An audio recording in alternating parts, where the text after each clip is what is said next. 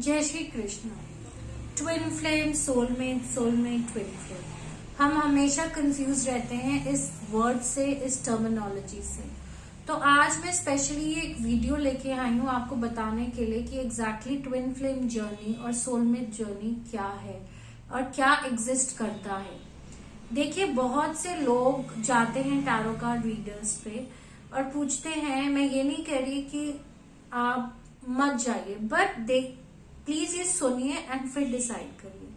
जो twin flame journey होती है वो बहुत ही एक डिफिकल्ट जर्नी होती है और ट्विन फ्लेम जर्नी ऐसी है कि जरूरी नहीं है कि आपके किसी लव्ड वन के साथ ही हो। व्हाट आई मीन टू से कि आप एक लड़के को डेट कर रहे हैं तो नॉर्मली लोग पूछते हैं क्या हम इसके साथ ट्विन फ्लेम जर्नी में हैं। बहुत बार आंसर है नहीं।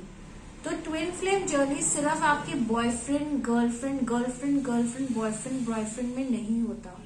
एक ट्विन फ्लेम जर्नी आपके फादर के साथ भी हो सकती है, एक मदर के साथ भी हो सकती है, एक ट्यूटर तक के साथ हो सकती है और आप अपने एक फ्रेंड के साथ, जिनके साथ आप एक हॉस्टल में रहते हैं, उनके साथ भी हो सकती है।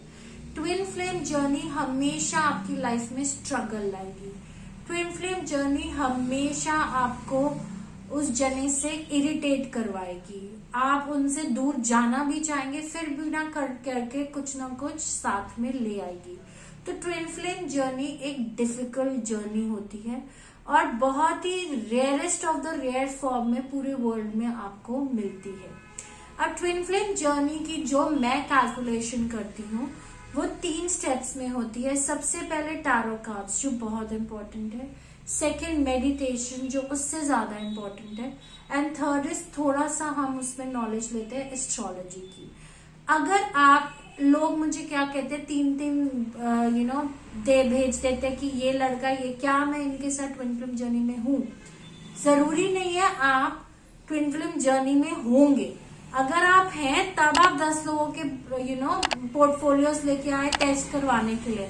अगर आप ट्विन फ्लेम जर्नी में नहीं है तो आप 1000 भी ले आए, 10,000 बार पैसे भी खर्च कर दे तो आप ट्विन फ्लेम जर्नी में नहीं रहेंगे। पहली चीज ये है, अगर ट्विन फ्लेम जर्नी आपको मेरे से पूछनी है तो उसका एक तरीका होता है, उसमें कोई सेशन नहीं है। वो हम देखते हैं ये 3 माध्यम से जो मैंने आपको बताया, मेडिटेशन, टैरो एंड एस्ट्रोलॉजी से, और बताया जाता है कि ट्विन फ्लेम पहली बात आप हैं या नहीं, और दूसरी बात जो स्पेसिफिक जने से आप पूछ रहे हैं उसके साथ आप हैं या नहीं। ठीक है, अब आती है बात सोलमेट की। पहली बात, सोलमेट है परफेक्ट एग्जाम्पल राधा कृष्ण जी। ठीक है, एक ही सोल है, ये 2 नहीं है। ठीक है, आपकी जब शादी होती है, आपकी शादी 2 लोगों में होती है। राधा कृष्ण की शादी नहीं हुई। राधा कृष्ण, जो राधा है वो कृष्ण का ही एक रूप है, तो आप अपने ही एक रूप से शादी कैसे करेंगे, पहली बात।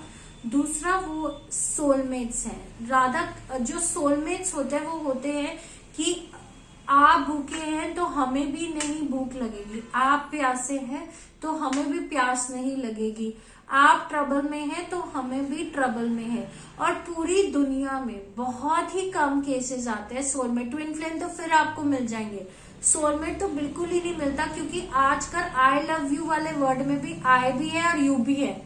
जहाँ पे आई यू की इक्वेशन हो जाती है, जहाँ पे ईगोज आ जाती है, वहां सोलमेट्स नहीं होते।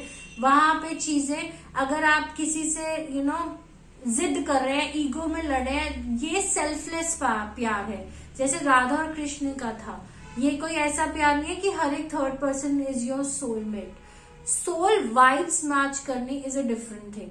आपकी सोल वाइब्स बहुत लोगों से मैच कर सकती है। You can belong to different soul families because you have a certain kind of connection with them and you gel well with them.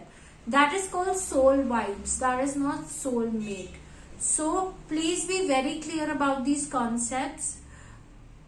लोगों को नहीं पता है तो मैं ये नॉलेज शेयर कर रही हूँ मेरे चैनल के थ्रू, ताकि आपको पता चले। Thank you.